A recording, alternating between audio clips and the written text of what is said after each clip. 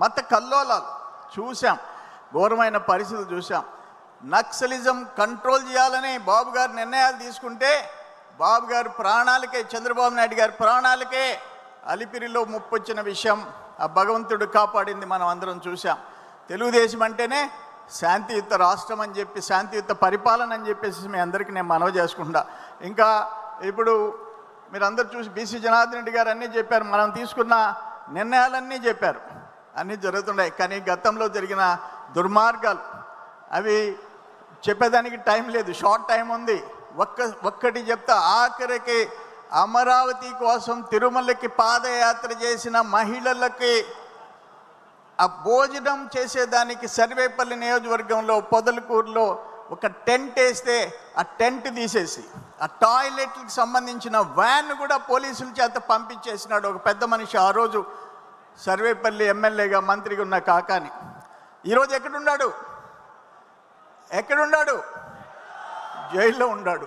అటువంటి పాపాలు చేసిన వ్యక్తులు ఈరోజు అక్కడ ఉన్నారు. నేను ఒక్క మాట చెప్పా, ఆ వల్లభనేని వంశీ, కాకాని గోవర్ధన్ రెడ్డి కుటుంబాల గురించి మాట్లాడినప్పుడు ఆ జగన్మోహన్ రెడ్డి గారి పార్టీలోంచి సస్పెండ్ చేసి ఉంటే, అటువంటి వ్యక్తులు ఇద్దరిని సస్పెండ్ చేసి ఉంటే కనీసం ఇంకొక 4-5 సీట్లు నీకు వచ్చిండేమో అని చెప్పా. అయితే ఆయన జగన్మోహన్ రెడ్డి మాత్రం మొన్న వల్లభనేని వంశీ జైలుకి పోసి వచ్చి ఆయన అందంగా ఉంటాడు, చాలా అందంగా ఉంటాడని చెప్పేసి వచ్చాడు. మళ్ళీ సర్వేపల్లి ఎమ్మెల్యేని కూడా ఆయన అందం చూడడానికి నెల్లూరుకు వస్తాడేమో, చూడాల్సిన అవసరం ఉంది. సోదరులారా, నేను ఒక్క మాట మీకు తెలియజేస్తున్నా, జగన్మోహన్ రెడ్డికి ఈ రాష్ట్రం బాగుండటం ఇష్టంలే. ఆయన ఒక మాట చెప్పాడు మొన్న, దురదృష్టం, అమరావతి రాజధానికి 500 ఎకరాలు చాలదా అన్నాడు. ఆంధ్రప్రదేశ్కి 5 కోట్ల మందికి 5 ఎకరాలు చాలదా అన్నాడు. నేను ఒక్క మాట క్వశ్చన్ చేస్తుండా, ఆయనకి ఎల్హంకలో ఆయన భార్య 2 బిడ్డలు, తల్లి చెల్లి కూడా ఆయనతో లేరు. ఎల్హంకలో 29 ఎకరాలు, పులివెందల్లో 5 ఎకరాలు ఆయన ఇంటికి, ఇడుపులపాయలో 5 ఎకరాలు, లోటస్ పాండ్లో 1 ఎకరా, తాడేపల్లిలో 2 ఎకరాలు, నలుగురికి 42 ఎకరాలు. కానీ 5 కోట్ల మందికి 500 ఎకరాలు చాలంట.